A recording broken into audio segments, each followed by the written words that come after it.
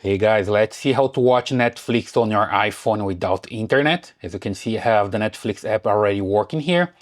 And then if I want to play a movie here, I can just play normally because right now I have internet. But if I try just to come here and on airplane mode, you see that I don't have internet, then it doesn't work, right? If I hit play here, it doesn't work. I get a message that's not working because I don't have internet.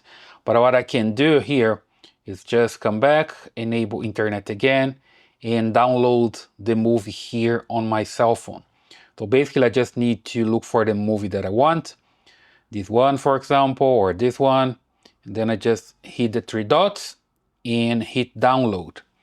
And you see right now it's waiting to download. So there's a queue that starts downloading any video that you enable here. And then you come back here, for example, let me just put on airplane mode again. So no internet available here for Netflix, but I still can play. I already downloaded this one. Let me just play here so you see that works. There we go. The hell you are? What is going on? Huh? I think we're in the game. Sorry. So it's basically working without internet, okay?